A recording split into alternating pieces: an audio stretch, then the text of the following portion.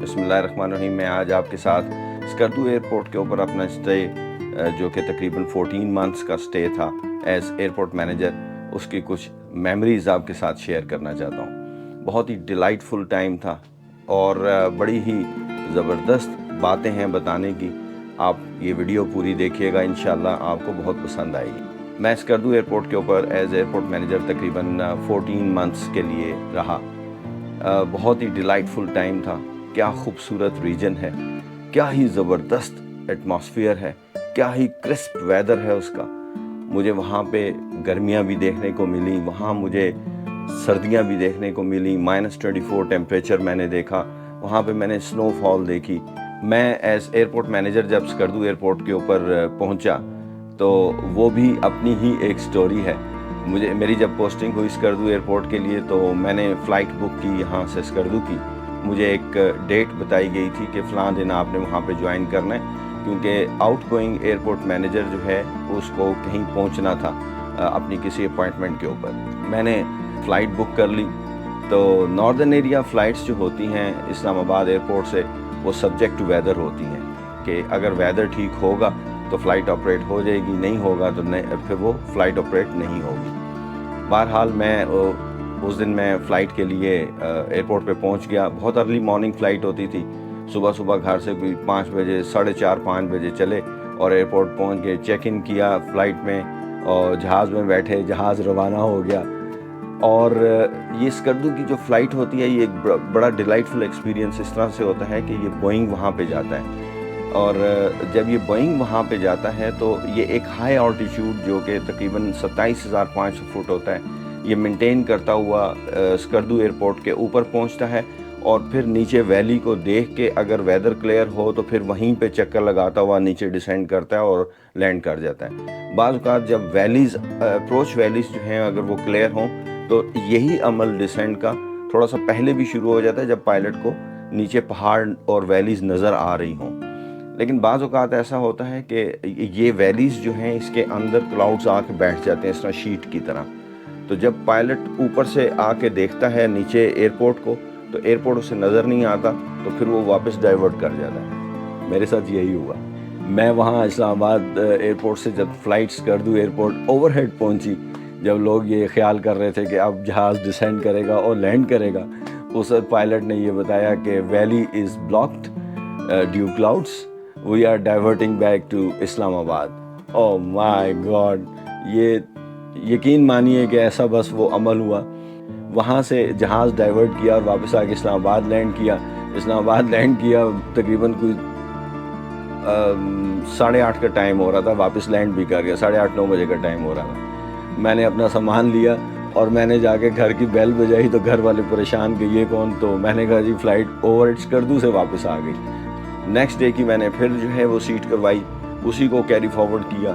Next day جب میں گھر سے نکلنے والا تھا تو نکلنے سے پہلے میں نے پریکاشن کے طور پہ چیک کیا تو مجھے معلوم ہوا کہ فلائٹ ڈیو ویدر کینسل ہو گئی ہے۔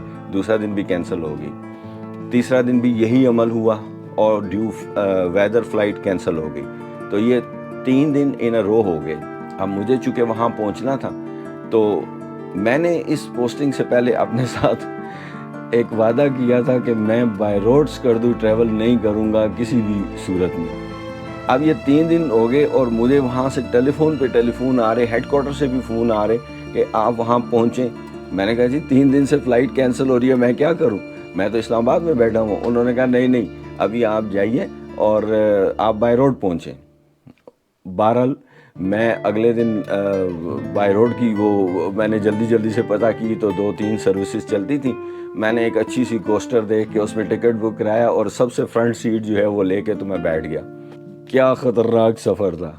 رات بھی جو ہے وہ سفر میں کٹی، وایا بشام ہم گئے اور اندھیرے میں، اور سچی بات ہے جب گلگت سے اسکردو کا راستہ شروع ہوا تو میں نے تو بس آنکھیں بند کر لیں اور سیٹ پہ میں نے کہا بس جو ہوگا خیر سے۔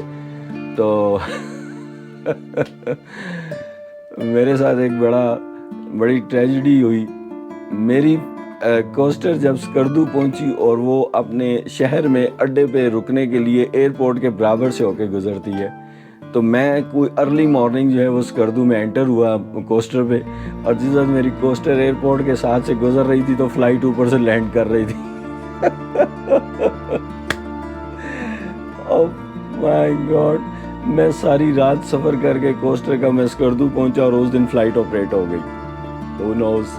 ناردرن ایریا کا یہی تو سارا وہ چام ہے، اور یہی تو سب کچھ اس کے اندر ہے ان فلائٹس کا۔ خیر میں وہاں پہنچ گیا، تو یہ تو میری ٹرانزیشن تھی جس میں ٹائم لگا۔ تو وہاں پہنچ کے میں نے ایئرپورٹ مینیجر کو ریلیو کر دیا، اس کے بعد میری وہاں پہ جاب شروع ہو گئی۔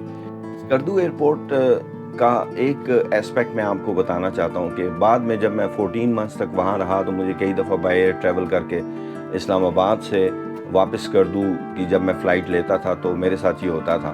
اسلام آباد سے اسکردو کی فلائٹ اسپیشلی بہت اسٹرائکنگ ہوتی تھی۔ آپ کو پتہ ہے کہ بگ سٹیز کے اندر ایک ایکٹیویٹی ہوتی ہے، ٹریفک کا شور ہوتا ہے، ایک ایٹماسفیئر میں ان بلٹ ایک شور شرابہ ہے۔ تقریباً 40 منٹس کی فلائٹ ہے اور آپ اسکردو پہنچ جاتے ہیں، بوئنگ کی فلائٹ ہے۔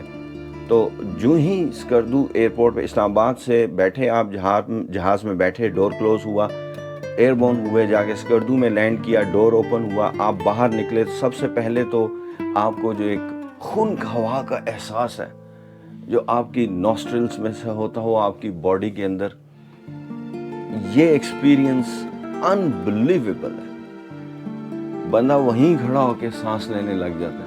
وہ ایسے لگتا ہے جیسے آپ کی صحت کے لیے کوئی ایکٹیویٹی ہو رہی ہے۔ وہ خنک ہوا وہ جسم کے اندر داخل ہوتی ہے تو ایک سکون کا احساس ہوتا ہے۔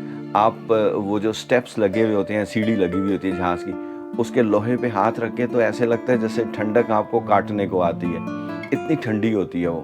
اس میں سے اتر کے تو وہیں پہ، چونکہ میں ایئرپورٹ مینیجر تھا تو میرا آفس جو ہے وہ کنٹرول ٹاور والی بلڈنگ میں نیچے ایک کمرے میں میرا آفس بھی تھا، اور میرے کمرے کے اوپر سیڑھیاں چڑھ کے تو ایک جو ہے وہ ایچ ایف جو کہ لانگ رینج کے لیے ہم استعمال کرتے ہیں پہاڑوں میں، یہ سگنل چونکہ ٹرانسمیٹر سے اوپر جاتا ہے آئنوسفیئر تک اور ریفلیکٹ ہو کے واپس آتا ہے، تو اس کو راستے میں اگر کوئی پہاڑ وغیرہ ہیں تو اس سگنل کی پروپوگیشن میں کوئی مسئلہ نہیں ہوتا، بلکہ یہ سگنل آسانی سے ٹریول کر جاتا ہے اور ہمارا رابطہ ہوتا ہے۔ جو بھی رابطے ان ناردرن ایریا میں کیے جاتے ہیں وہ اسی ایچ ایف پہ ہوتے ہیں۔ میں آپ کو انشاءاللہ کسی ویڈیو میں اس ایچ ایف پہ جو گلگت، اسکردو، چترال آپس میں رابطے کرتے ہیں یہ میں آپ کو سنواؤں گا۔ تو میں اپنے کمرے میں ایئرپورٹ مینیجر کے آفس میں جو ہی پہنچتا تھا تو ایک جو سب سے پہلا احساس ہوتا تھا، گہری خاموشی، سکوت۔ آپ کی ٹرانزیشن اتنی فاسٹ ہوئی، آپ ایک شور شرابے میں سے آپ ایک ایسی جگہ پہنچ گئے، آپ انبلیویبل سکون طاری۔ اسکردو ویسے بھی پورا ایک بہت ہی پرسکون علاقہ ہے، بہت ہی پرسکون ماشاءاللہ اس کا ایٹماسفیئر ہے، لوگ بہت ہی لونگ ہیں، بہت ہی کیئرنگ ہیں اور بہت سافٹ سپوکن ہیں۔ تو یہ احساس مجھے جو ہے وہ اس آفس میں پہنچ کے بہت ہی ایک سٹرائکنگ ہوتا تھا، اور یہ اتنا خوبصورت احساس تھا، جا کے صوفے پہ بیٹھ جانا، آپ بلیو نہیں کر سکتے کہ اس کے اندر آپ کو کتنا خوبصورت ایک احساس ہوتا ہے، انبلیویبل۔